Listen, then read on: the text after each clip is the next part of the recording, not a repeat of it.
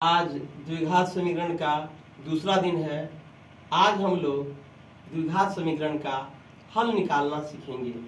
सबसे पहले आपको मैं यह बता दूं, जो द्विघात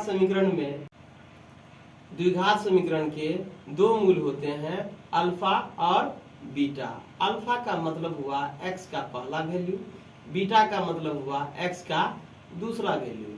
तो आज हम प्रश्न के तौर पर एक क्वेश्चन लेते हैं। 2x² माइनस 9x प्लस 10 बराबर 0। सबसे पहले इस सवाल में हम तीन कोफिशिएंट a, b, c निकालेंगे। तो सबसे पहले x² के साथ जो मल्टीप्लाई के रूप में रहेगा उसको कहा जाएगा a।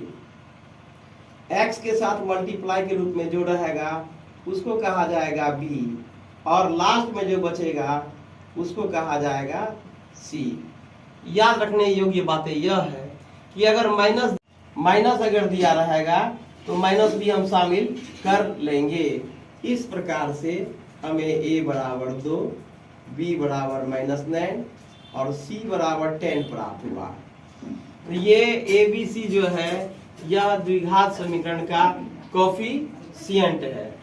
अब हम इसके आगे d निकालेंगे। d को जो है द्विघात समीकरण का विवेचक कहा जाता है, और d बराबर एक फॉर्मूला होता है b² माइनस 4ac। अब हम इसी फॉर्मूले में जो है b की जगह पर b का मान दे देंगे -4 गुने a गुने c, 4ac। तो यहाँ जो है दोनों का ही स्क्वायर करना पड़ेगा। तो माइनस का स्क्वायर प्लस अगर हम नहीं भी देंगे तो चलेगा। 9 का स्क्वायर 81 माइनस यहाँ पर तीनों को मल्टीप्लाई करने पर 80 आ जाएगा। इस तरीके से हमारे d का वैल्यू आ गया है 1 जो कि पॉजिटिव है। और निश्चित तौर पर हमारी 10वीं क्लास में जो है d का मान हमेशा पॉजिटिव या 0 होना चाहिए, निगेटिव नहीं होना चाहिए। यदि d का मान निगेटिव आता है तो इसका मतलब है जो उसका वास्तविक हल संभव नहीं है। तो इस तरीके से d का मान 1 प्राप्त हो चुका है। नेक्स्ट स्टेप ले रहे हैं, √d भी यहीं पर निकाल लेते हैं। तो √1 का भी मान 1 होता है, यानी कि √d भी 1 प्राप्त हो रहा है। अब हम x का दो मान निकालना चाहेंगे। x बराबर फॉर्मूला होता है x बराबर -b प्लस माइनस √d बटे 2a। अब हम b के जगह पर b का मान देंगे -9 प्लस माइनस √1 बटे 2 गुने a। यहाँ दो माइनस कहाँ से आया?